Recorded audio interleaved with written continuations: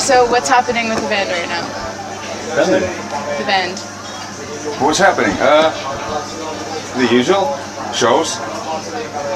Some mayhem every now and then. We released a new album. Right. How's the reception from that? I have no fucking idea. Pretty good. Yeah. But yeah, we've done a few festivals now, and we're gonna start to. We have this new concept on how to tour because we're all either old like him or Crazy like you. no. So A bit yeah. of physical and psychological problems, which doesn't really work together with Longer tours. longer tours. So we actually do like territory by territory, and then stay home with the cats like 1 week, and then Of course. what You a don't take the beautiful cats. smile. Thank What? you. You don't take the cats on tour with you? She has a passport, it's like 3 times more expensive than a human passport. But no, I wouldn't bring her on tour. You know, I don't want to scare her. You don't scare her. But anyway, it's not easier, and since we all have some different jobs, me as a spinal farm A&R and Peter as a secret agent and whatever, so it's No, easy. seriously, it's pretty weird, you know. He's actually working like A&R, and you're the fucking boss of Spine Farm Finland now, as I heard it. Yeah, but anyway, That was the label we were on before that basically destroyed our career. Thank you for that.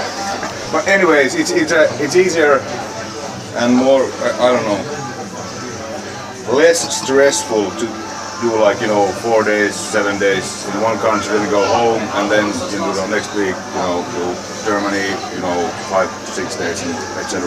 Right. Rather than spending 2 months in a bus and playing in some lousy bars and end up getting a fight in Wakefield somewhere fucking I don't remember where. We always it was. get into fight. So by touring kind of less at a time, you kind of avoid those situations. We a try little to bit. actually avoid Yeah. each other as Yeah. well. I mean, we all live in different countries, Right. which is fantastic. We're gonna rehearse for the first time, like a whole band now, to learn the songs. Yeah. Now in when is that? Before the French dates. Good luck with that. I have another vocalist for that tour. All right. So in 2 weeks. Actually, we haven't rehearsed in a few years. So How long have you played in this band? Few years? but 5 years. What? You serious? Yeah, I joined 2010. Holy Now it's 15. At the end of 10, I guess, or beginning of 11, around 5 years. Almost Fucking 5 long years. time. Yeah, So you're getting fired tonight. thank you Nah. for letting me know before. I'll do it on You have stage. a few minutes to prepare. All right, How can you fire this fucking? I will ruin his life. Yeah. No, I won't. I like you. Fuck off. Next question. Next question. Most interesting thing that's happened for you guys in the history of Shining or since you've been in the band? Most interesting? Yeah. This guy. Why am I being fucking? No, it's I mean, in good or bad. It's never a dull moment with Niklas. But most of the times it's really good. I mean, he's a nice guy. Yeah, we actually spent some time together at my house in Eskilstuna. Yeah, and we wrote some of the songs for the album. Don't go too far. Okay. We have to keep something private. Yeah. We're not talking about. Oh, you let up. Yeah. Hey. Well, if you play for fucking 5 years, I mean, the guy obviously has a few screw loose, And I mean, even though I wish that we can someday make like an IKEA version of Shining, assembling him would be a very fucking hard work. I think you have to fucking hire, I don't know, gypsies for doing that. Oh no, sorry. An IKEA version of Shining. Yes, instructions on how to put together a Shining member. This is a guitarist. Insert cup there, insert, no, Okay, recent gigs have been less extreme. Is there a reason behind that? Less extreme. Less extreme than the earlier days. Like The earlier days? earlier days. What do you mean? 1960s? Yeah, back then. Well, extreme is always everything is relative. like I said from the beginning, nothing has ever been, like premeditated when it comes to, not saying like, oh yeah, today we have to, make sure to break that skull at that part of the stage. The guy standing there, let's destroy him so we, get a few bad reviews. But when it comes to extremity, you have this fucking guy looks like he come out directly from the Sunset Strip, And I actually came from there a week ago. Yeah, up on the Wacken stage, directly after Sunset Strip. I mean, Yeah. that's why I like it. Living life over there. It's better to have, people who are not, wanna discuss the new Dark Throne album, or the new Mayhem album, but instead, just wanna sit and, play some fucking guitars and, try to be Randy Rhoads, which you probably could if you learned some scales to begin with. Yeah, Sorry. probably. And just to write good music, good songs, and the songs turn out to be the way they turn out. I mean, we didn't, at least I didn't plan that much when we just wrote. Actually, we wrote the new album together, Okay. which was really, yeah. I've never been that keen on working together with people, Right. especially not Finnish people. Sorry. Being a bit. But it was an easy task, and we just spent a couple of days together, and we put the whole album together. And he is actually the reason why Shining is now without the new album, Right. because he had this idea which no one in Shining has ever done throughout the 20 years of our existence. Mainly, he was sending me a few riffs and saying like, "Hey man, I wrote some songs. This would work." I'm just like, "What the fuck is happening? Is this guy on drugs or what?" Do you think it would have been a different experience as a band if he would have been around earlier to help, like with the writing process or the sound? Yeah, of we the probably band? would have been a much better band. Yeah. Don't laugh.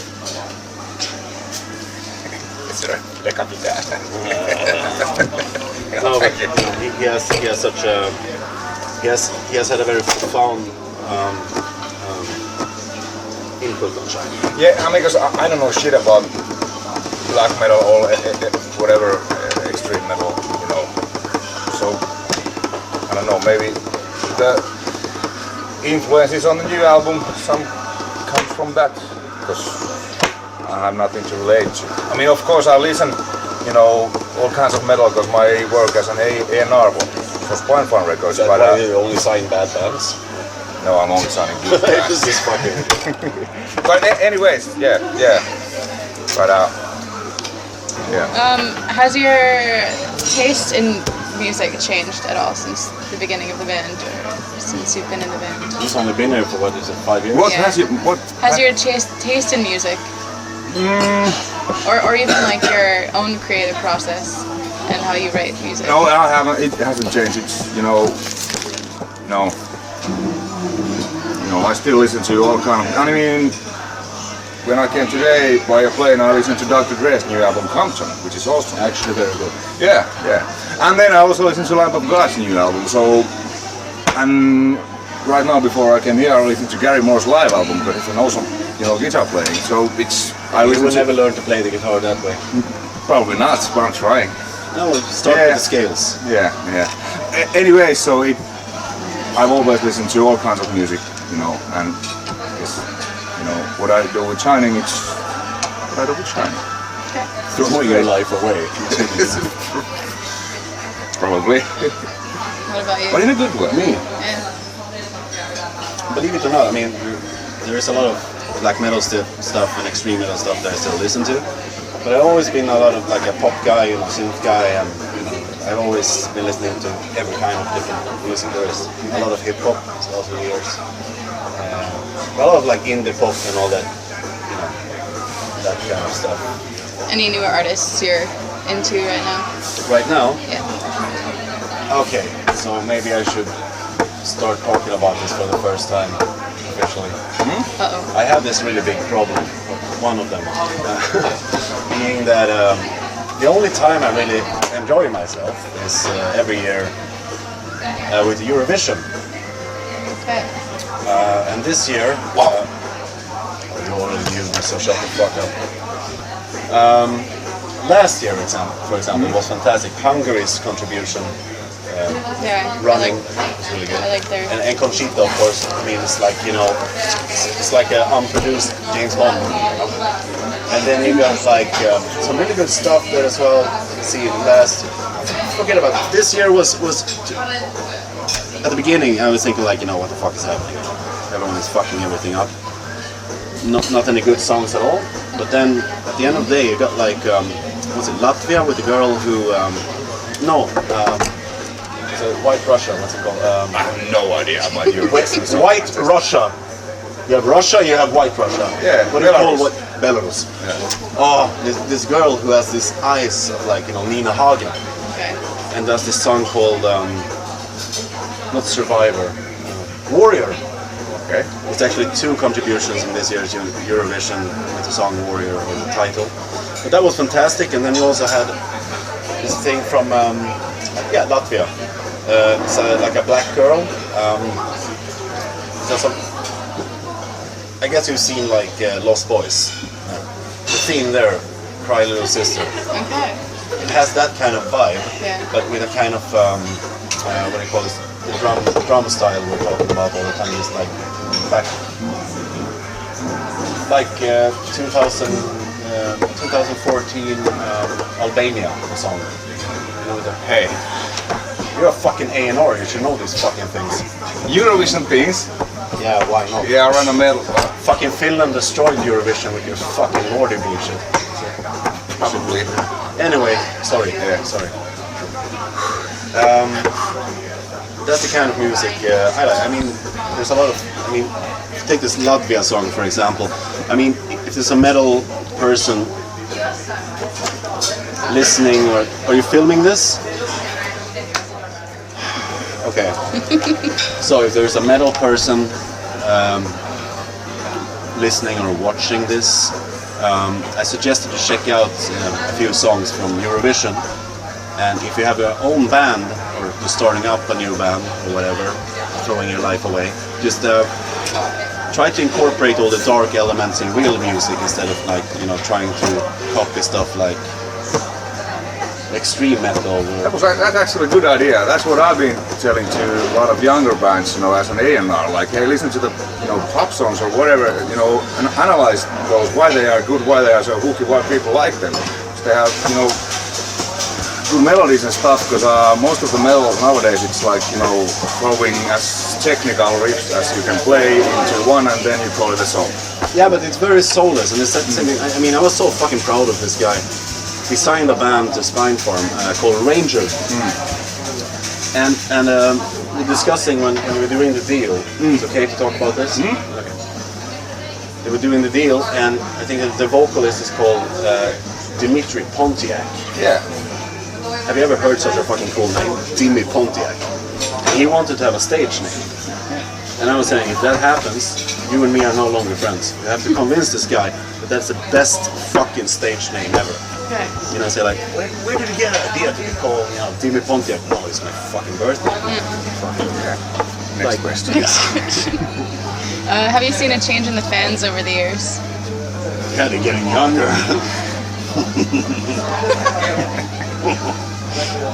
Okay. No, but I guess I wish I could see the change, because it always surprises me, because wherever we go, you find no friends. No, there's lots of these people that I wonder, where do these grow from? Like, the typical, spikes and things, and after Hiroshima, a lot of strange things happen. Yeah. But it would be nice to see some normal people in our audience. I don't know. Maybe I haven't seen a change. Maybe you should change band then. maybe. Do you know any good guitarists? Can you play the guitar? Can you replace him tonight? Yeah. But I mean, seriously, yes, of course. Better hair. Hey, shut up. Fuck off. Yeah. Of course, there's. I mean, to be honest, I guess there is, because there's a new generation. Parents coming, with their kids to the shows. So, but I don't know if that's any new, but that's, yeah. Back in the days, I guess it was when I was young in the 70s. 1930s, very, very. Yeah, it was only kids, but now it's like kids and parents and probably even grandparents nowadays. Even at, I don't know if not maybe our shows, but in general. Yeah. I've seen some changes throughout the years. There's still a lot of people still there, which is really weird because they cut themselves a lot. You know? It's very sad. You know, I wish they could die a bit faster. But you know, people change. But you always see like the front rows, which is really strange for Shining. But we have this tendency of having like a lot of girl fans, which is both. Good. No, it's both for the good and bad. I mean, the bad part is that, well, maybe I shouldn't go into that, but the good part is that, you know, they come there and they buy shiny shirts and they meet a lot of guys and they, you know, I don't think it was their boyfriends who introduced them to Shiny. They introduced them to Mayhem and stuff like that, and then they found Shining, and that makes their boyfriends have to spend money on merchandise to make them happy. So, you know, at the end of the day, we're happy because we can almost pay our bills. Except for you who have a fucking job on the side. Yeah. Everything changes, but at the same time, it's pretty cool to see, you know, how generation to generation is just getting worse and worse. How worse? Well, I think, you know, because of, you know, it's quite natural to think about it, that you know, the world is in such a shape that, you know, it's constantly evolving, like at an enormous fucking rate, high speed rate, and no one can keep up with it. Don't look at your watch. And, you know, at the end of the day, I think that we're gonna end up, you know, with having. Fuck, I'm getting depressed now, thinking about this. The thing is, you know, when we were young, it was easy, you know, the record stores. I think Finland is basically the only fucking country that still has record stores, the physical ones. Yeah. But at the same time, you know, you had some kind of, you know, anticipation, you know, you were always like, you know, yeah, I really want to hear this album. It's being released in 2 months, but at the same time, you're waiting for it. Going to the radio, is it out yet? Do you have like a promo? I can just listen to it. These days, you have Spotify and shit like that. But it's okay with Spotify now because you get paid for Spotify. Pay 1 million plays and you get what? €2. Anyway, point is, that depends on the record deal. And that depends. Maybe we shouldn't go into that discussion. Let me go into that discussion. Yeah. Anyway, the point I'm trying to make is that, you know, these days, I mean, music is like fast food culture. That's true. Yeah, it's like, you know, the kids, it's like, have you heard this band? No, you check out new stuff on Spotify. Well, yeah, 2 seconds there, 30 seconds there, you just jump from band to band. I mean, what if fucking Pink Floyd came today, for example? I mean, do they have any fans? No. Listen to 1 minute of a Pink Floyd song. Yeah, and the song doesn't even start in 1 minute. Exactly. Yeah. You know, and that's fucking sad because I think that the new generations will not have the opportunity to experience music as a kind of like religious thing. But they will instead, you know, just before it, like, you know, this is a new quarter pounder cheese and this is a new fucking, you know, Big Mac. And it's fucking sad. It's like Finland in a nutshell. Yeah. It's sad. Sorry, I like What do you guys have to say? Thank you for the interview.